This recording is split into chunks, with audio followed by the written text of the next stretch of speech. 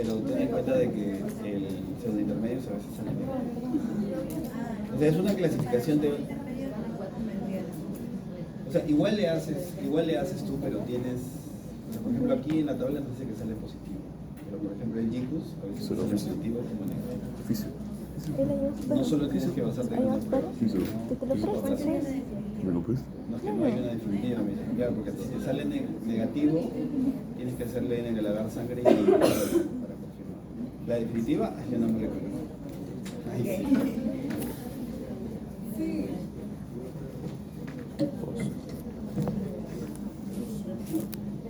Ya, ok, bien. Entonces continuamos. Como comentábamos hace un momento, Staphylococcus aureus, pseudointermedius, logran generar enfermedad en el individuo y esto se asocia a los factores de virulencia que puede tener, ¿no?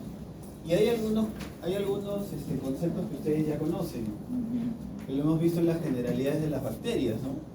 Por ejemplo, Staphylo tiene cápsula, es decir, evade la fagocitosis. Tiene biofilm. El biofilm era un Asociación de las mecanismo de bacterias. resistencia, ¿no?, de las bacterias. Ahora, estamos agregando aquí que tiene una proteína A. En inmunología, ustedes van a conocer al 100%, tienen que tocar la puerta antes de entrar, por favor. Es más de media hora de todo eso. En inmunología, ustedes van a conocer las características de cada anticuerpo, de cada inmunoglobulina. ¿Estamos? Una de ellas es la IgG, por ejemplo. No sé si ya lo han hablado, tal vez así en listas generales en inmuno. Bueno, la IgG es un anticuerpo. Normalmente, ¿qué hacen los anticuerpos? ¿Cuál es su función? Reconocer antígenos. Neutralizar. Reconocer antígenos. Dice por aquí opsonizar. Ajá. ¿Qué cosa quiere decir opsonizar? Que lo marca. ¿Qué quiere decir marcar? Para que lo reconozca más fácil el anticuerpo. Claro.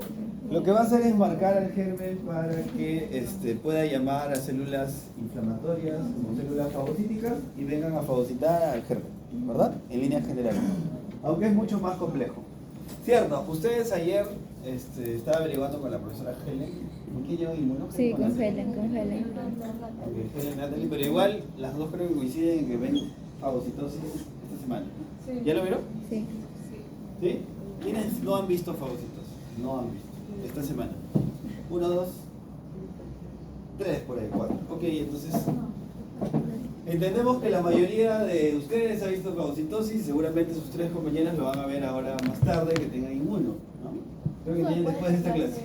Ok, perfecto. Entonces, sabemos que la opsonización, en este caso, va a ser el llamado de células inflamatorias, ¿no? El anticuerpo se va a posar encima del germen y va a marcarlo para llamar a células inflamatorias, ¿sí? Pero ¿qué es lo que vemos aquí? Que esta proteína se une a la IgG normalmente a su fracción, perdón, me ordeno otra vez, disculpen. La inmunoglobulina G tiene una región FC, la cual generalmente sirve para opsonizar, para marcar, para identificar el germen. Pero ¿qué cosa está haciendo la proteína? Se une a esa región FC e inhibe la opsonización. Ya no permite el marcaje. Si no permite el marcaje, ¿qué va a pasar con Staphylococcus? No va a ser opsonizado, no va a ser fagocitado, va a sobrevivir. ¿Estamos? Entonces vemos ahí otro factor de virulencia. Debido a que es una gran... ¿Qué tipo de gran es esta bacteria? Gran positiva, ¿verdad? Es una gran positiva. Y tiene una capa gruesa de peptidoglicano y ácido lipoico, eso permite la liberación de citoquinas, ¿no? Estimula la liberación de citoquinas y en algunos casos incluso puede llevar a shock. Tiene adhesinas, tiene exoenzimas como la coagulasa que mencionábamos, tiene hialuronidasas.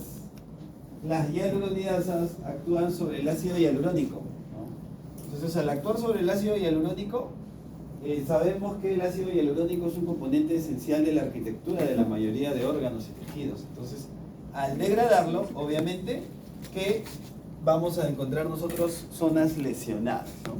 En este esquema didáctico podemos ver nosotros algunas de sus proteínas, coagulasa, enzimas, perdón, proteína A, coagulasa, elastina. Aquí vemos la conformación de su cápsula, la capa gruesa de peptidoglicano, ¿no? Que también le ayuda a generar la secreción de citoquinas proinflamatorias. ¿Ok? Bien. ¿Seguimos avanzando? ¿Sí? Entonces, miren, si a ustedes se les pregunta cuáles son los factores de virulencia o mencione factores de virulencia de este germen, tienen una lista bastante amplia. Es más, le dejo aquí más factores de virulencia con su definición para que puedan revisar. Sí, claro, desde hace 5 minutos. Porque me confundí con el otro grupo. Sí, sí, sí está.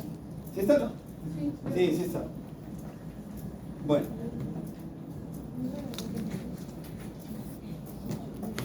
Vemos aquí representado Staphylococcus aureus por estos dos círculos amarillos, ¿no? Entonces, como ya comentábamos, Staphylococcus aureus puede secuestrar anticuerpos. Bueno, dice secuestrar anticuerpos por su proteína A, lo cual inhibe la opsonización. También es capaz de inhibir la quimiotaxis. Y justamente por eso les preguntaba si he llevado la clase de fagocitosis. ¿Qué cosa es quimiotaxis? El llamamiento por sustancias químicas. Ajá. Claro, la llegada de las células inflamatorias, que en este caso serían los neutrófilos o los monocitos, al lugar donde se está produciendo el daño o la infección. ¿Verdad? ¿Cierto? Profe, todos los factores de virulencia que está diciendo son de audio. Todos los factores de virulencia que hemos visto anteriormente Sí. es en general, para todos. Ah, ok. ¿No? Para todos. Aureus, pseudointermedios, chicos. Seguramente habrán algunos factores que son específicos para Aureus, pseudointermedios, chicos. Pero no voy a ser tan específicos ya cuando hagas tu doctorado, tu maestría en microbiología, y ahí de repente lo disgregamos. Pero aquí es en líneas generales, ¿no? Les decía, hablábamos acerca de la quimiotaxis, ¿no? Era un proceso bastante complejo en el cual se iba a producir una lesión en alguna zona y obviamente ahí va a permitir el llamado de estas células inflamatorias y la llegada, ¿cierto? Entonces, debido a sus factores de virulencia puede inhibir esa quimiotaxis, puede también moderar el ROS. ¿Qué cosa era el ROS? Las especies reactivas de oxígeno. Las especies reactivas del oxígeno. Ujú. ¿Recuerdas cómo se producía el ROS? Lo viste ayer también. En la fagocitosis. ¿No? Especies reactivas del oxígeno, ROS, ¿no? Y siempre tienes que acordarte del ROS porque siempre lo vas a hablar durante toda tu carrera, ¿ok? No lo vamos a detallar en este curso, lo vas a ver más en inmuno y en pato, pero estas especies reactivas del oxígeno son tóxicas para el germen y lo produce la célula inflamatoria. ¿Qué célula inflamatoria hablamos? Neutrófilo, macrófago, ¿no? Lo va a producir porque es tóxico para el germen y lo quiere matar, ¿no? Entre comillas. Pero la bacteria es capaz de moderar el ROS. ¿Por qué? ¿Qué resultado tenía la catalasa? Era catalasa positivo. Y ustedes han hecho la prueba de catalasa en el laboratorio. ¿Qué cosa es la prueba de catalasa? Claro, ¿no? Descompone el peróxido de hidrógeno Sí, sí. en oxígeno, ¿verdad? E hidrógeno, ¿correcto? Entonces, una de las especies reactivas del oxígeno es el peróxido de hidrógeno. ¿Ok? El peróxido de hidrógeno es un ROS, es un tipo de ROS. Entonces, debido a que la bacteria produce la enzima catalasa, lo degrada. Lo degrada y vive feliz de la vida. Continúa su camino, haciendo daño. ¿Ok? Bien, ¿hasta aquí se entendió? ¿Sí? Ok, revisen fagocitosis por favor, porque todos los modelos de enfermedades que vamos a ver involucran la fagocitosis. ¿Estamos? Tenemos también aquí dos términos más que seguramente los han escuchado, que se llama apoptosis Muerte celular programada. y necrosis. Y les dejo otro de tarea, piroptosis. Ok, entonces apoptosis lo entendemos como que, Muerte celular programada. claro, es cuando la célula activa factores de transcripción para que finalmente muera, ¿no? Sea destruida de una forma natural, ¿cierto? En la mayoría de los casos. ¿Y qué es necrosis? Es la muerte de una célula también, es la muerte de un tejido, pero no va a ser un proceso fisiológico, ¿no? Esta necrosis va a ser producida por un agente externo, por la falta de oxígeno, por la falta de nutrientes a una célula, ¿ok?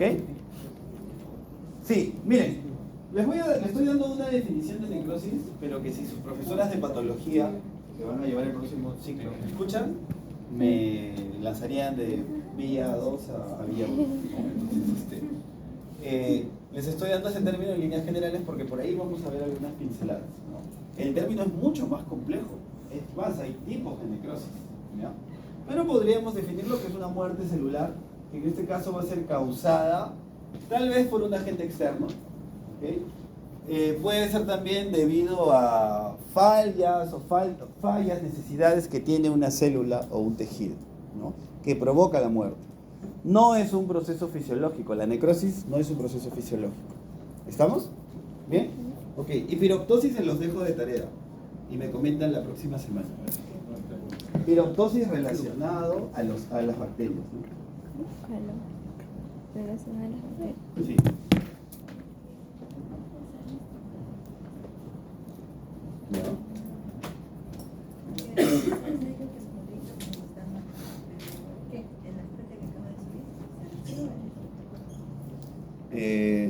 ¿No sale estafilococos? En la PPT que he subido en la semana 4. Está en la semana 4. El que he subido, ojo que este PPT está en la semana 4. Está en la semana. ¿Ven el mismo PPT o no? Sí, de repente has abierto el otro, el estreptococo. Ajá. Sí, estabas viendo el otro.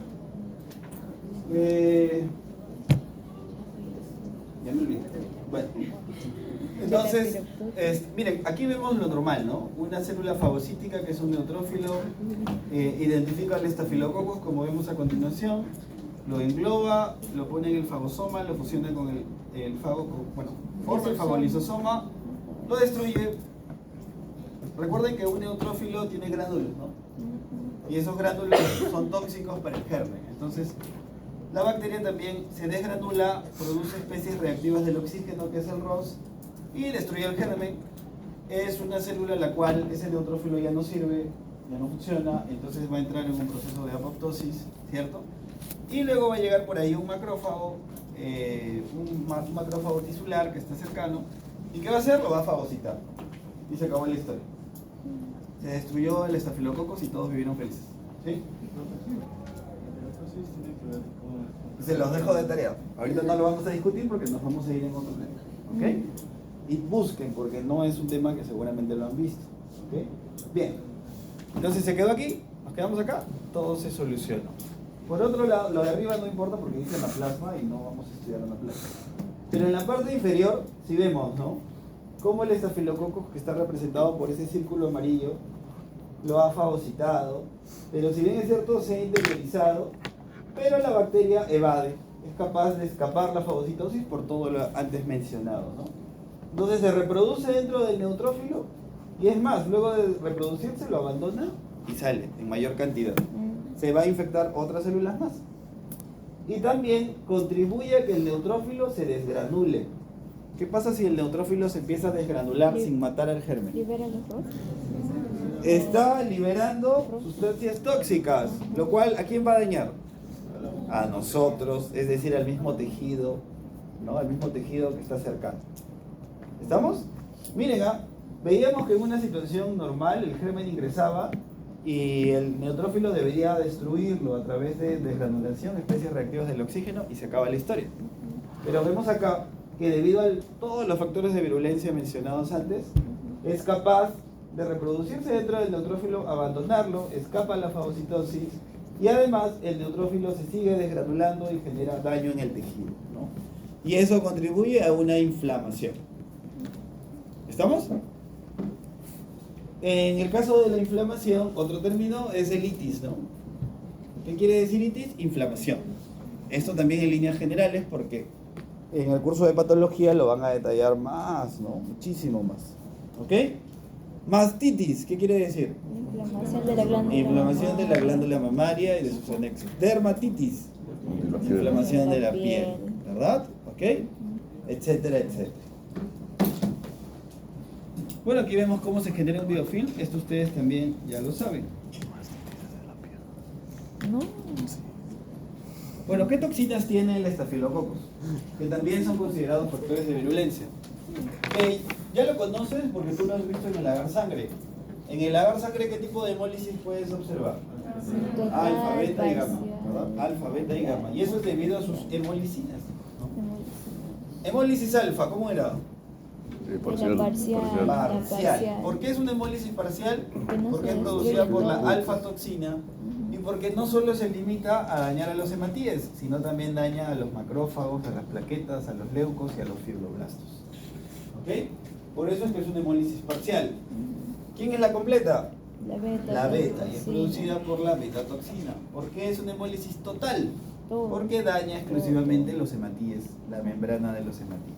¿No? Por eso vemos una hemólisis completa, solo se enfoca en los hematíes. ¿Ok? ¿Cuál es la falsa? La gamma. Gamma, ¿no? Gamma, muy bien. No hay. No hay hemólisis, ¿por qué? Porque no daña los hematíes. Solo va a dañar a los linfocitos, factor necrotizante, pero no hay un daño en sí sobre los hematíes. ¿Estamos hasta ahí? ¿Sí? Ok.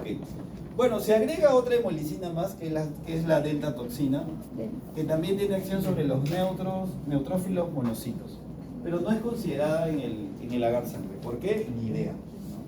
Pero la cuestión es de que es una toxina más que suele afectar otros tipos de leucocitos. ¿Se entiende hasta ahí? ¿Sí? ¿Podría repetir la alfa? Sí, claro. La alfa, cuando yo veo en el agar sangre, observo una hemólisis parcial. ¿Qué quiere decir una hemólisis parcial? A medias, no completa, al 50%, al 40%, ¿no? ¿Ok? ¿Cómo lo veo? Creo que hay una foto más adelante, por ahí te voy a mostrar.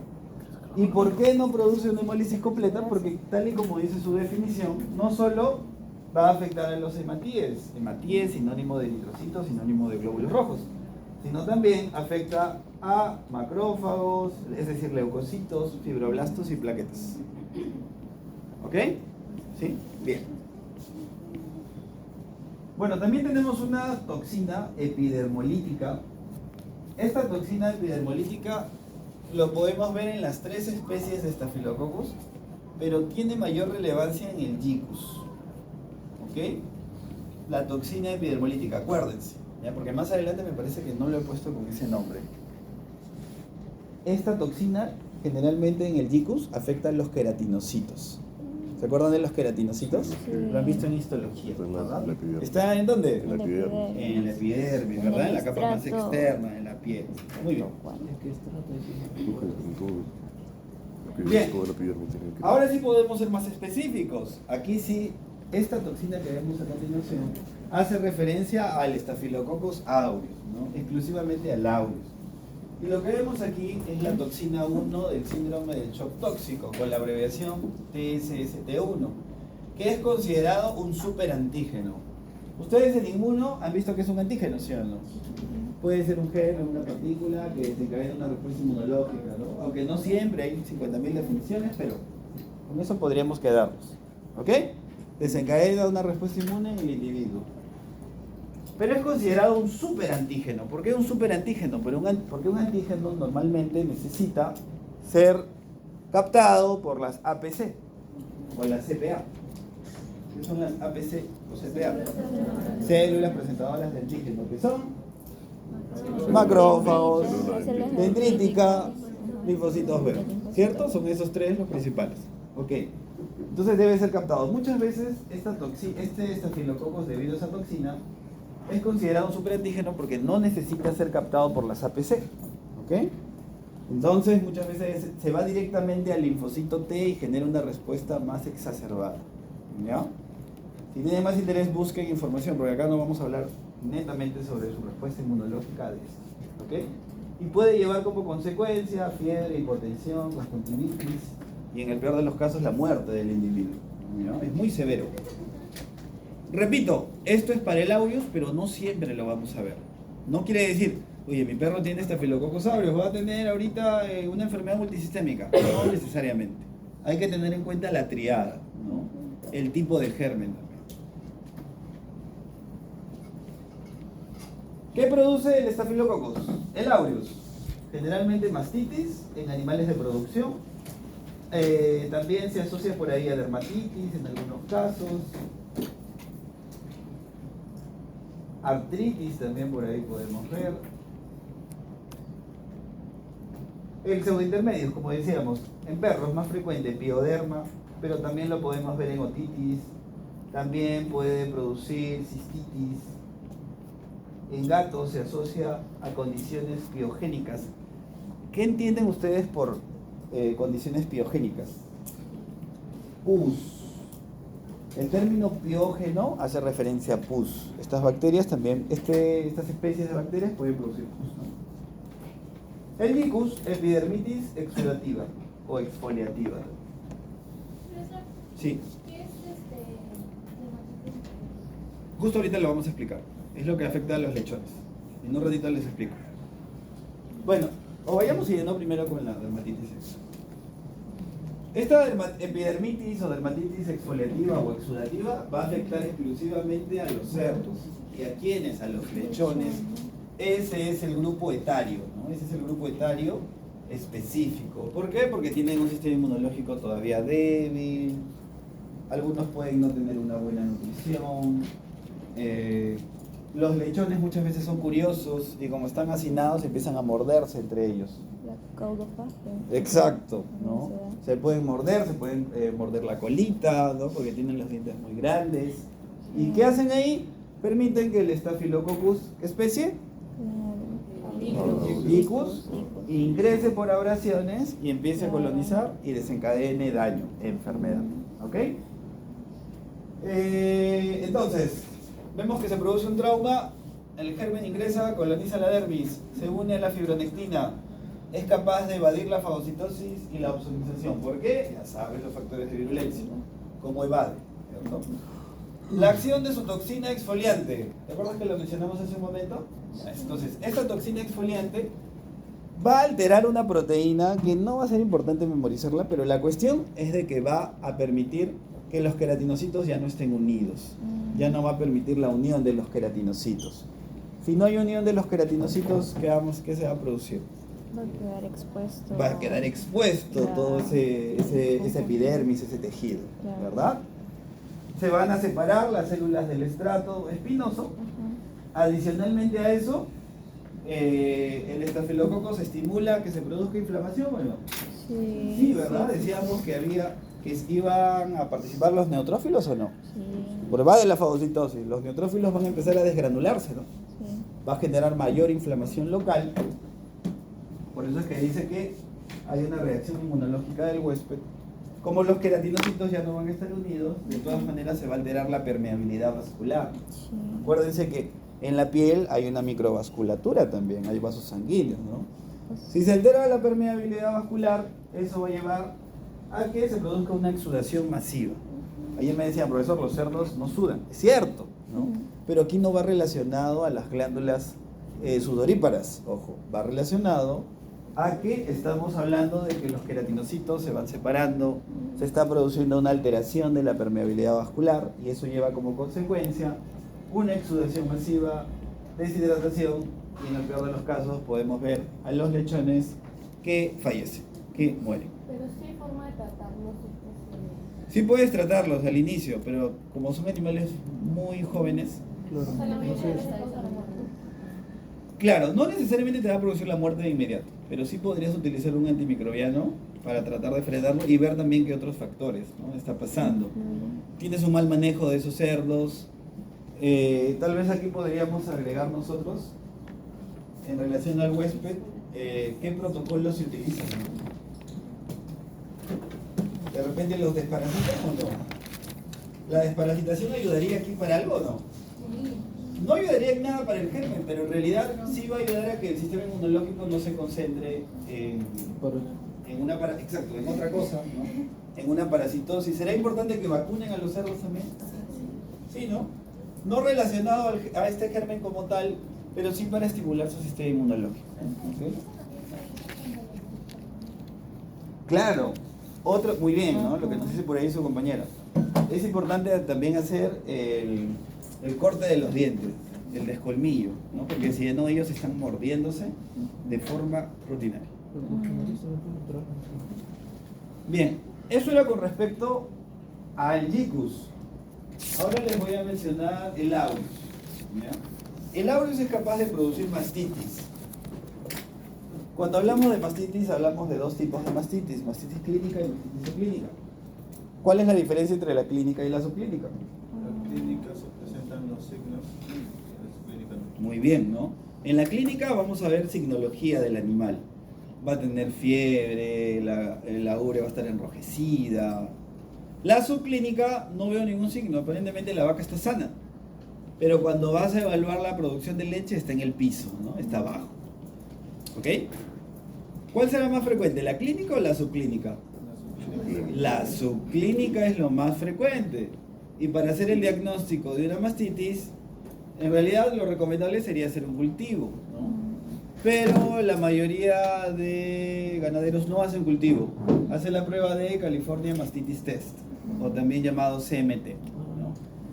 En la cual tú utilizas una paleta, ¿no? Que tiene 4 pocillos, lo colocas debajo del cuarto de la vaca. Cada pezón sacas una cierta cantidad, lo colocas encima del pocillo, agregas un detergente y evalúas la densidad de esta. Es una técnica cualitativa. Lo que en realidad esta técnica está buscando la cantidad de células somáticas que hay. Células somáticas hace referencia a células inflamatorias. ¿Ok? Entonces seguramente, si la leche está bastante ligera, al mezclarla con el detergente está líquida, todo bien, no tiene mastitis, pero mientras esto sigue siendo más espeso, ¿no? Se clasifica con una cruz, 2 cruces, mastitis clínica, etc. No lo vamos a discutir aquí, esto lo van a ver creo en producción de rumiantes o en manejo. Sí. ¿Cómo era la prueba de Julio? O sea, se pone un pezón uno en cada... Tienes a la vaca, tienes esa paleta, lo colocas debajo del cuarto. Cada cuarto colocas ahí una muestra de leche y aparte de eso le agregas un detergente que tiene un principio, que tiene un nombre también. No lo recuerdo ahorita, si tienen mayor interés pueden buscarlo. Lo mezclan y evalúo la densidad, qué tan turbio está, qué tan líquido es esa muestra de leche. ¿Ok? Bien. Por eso es que en realidad se recomienda hacer un cultivo para saber qué germen es y aparte utilizar un antibiótico específico, un antibiógrafo. Bueno, la cuestión es de que la vaca, la cabra, la perra, la gata o el animal que fuese, ¿no? Porque la mastitis en realidad lo vemos en todos los mamíferos, incluido en el humano, ¿no? En las mujeres también sufren de mastitis. Bien. Si nos enfocamos directamente a los bovinos, ¿no? Recuerden que la punta del pezón, ¿no? Cuando se va a ordeñar, se abre. Entonces eso deja oportunidad a que los gérmenes que están por ahí ingresen. También puede ser por parte del manejo, ¿no? Tal vez el trabajador no se lava las manos, se está utilizando ordeñadoras que no están desinfectadas. Puede permitir que las bacterias colonicen la punta del pezón. O puede ser que una vaca esté en una granja terrible, ¿no? Hay granjas en las cuales la cantidad de heces está hasta el hombro de la vaca, ¿no? Está casi la vaca sufriendo para salir. Ustedes aquí en la UCI lo ven todo hermoso, ¿sí o no? La vaca ni bien defeca, ya están limpiando, ¿verdad? Pero en la mayoría de establos no necesariamente es así, ¿ok? Entonces, erosiona la punta del pezón, la bacteria coloniza la punta del pezón, establece sus factores de virulencia, que ya hemos hablado, se empieza a multiplicar, produce toxinas, eso estimula a que haya una respuesta inmunológica, es decir, que se produzca una agregación neutrofílica. ¿Qué quiere decir agregación neutrofílica? Que lleguen neutrófilos. Que se produzca una llegada, ¿no? Bastante alta de neutrófilos. Eso incrementa la inflamación. Debido a que hay una agregación de neutrófilos, se van a formar coágulos. ¿Ok? Vamos a encontrar pus. Y bueno, por aquí no se dice edema, es un término que tampoco lo conocemos, pero es una alteración de la permeabilidad vascular, solo que según eso se puede producir una obstrucción. Hay acumulación de fibroblastos, macrófagos y linfocitos. Fibroblastos, ¿cuál es la función de los fibroblastos? Sintetizar fibras colágeno. Colágeno, o sea, finalmente los fibroblastos los vamos a ver en qué situación. ¿Lo podríamos ver en una herida? ¿Sí, no? Sí. Finalmente va a producir una cicatriz. Sí. Entonces miren ustedes aquí, en este cuadro de mastitis, vemos acumulación de fibroblastos, macrófagos y linfocitos. ¿Eso se va a traducir en que ese animal va a volver a producir leche como debe ser? Ya no va a producir leche como debe ser, ¿no? Entonces, se pueden formar abscesos, se pueden formar también granulomas. No sé si han escuchado el término granuloma. ¿Qué es? Lo van a ver en inmuno, pero no se preocupen, eso ya lo discutiremos más adelante. ¿Ok? ¿Se entendió hasta ahí? ¿Sí? Ok, entonces hemos conocido el estafilococos, sus factores de virulencia, sus generalidades y los mecanismos en los cuales puede producir estos cuadros de enfermedad. ¿Sí? Ok, muy bien. Entonces ahora les voy a entregar sus exámenes y luego seguimos con la otra clase. ¿La clase hasta qué hora es?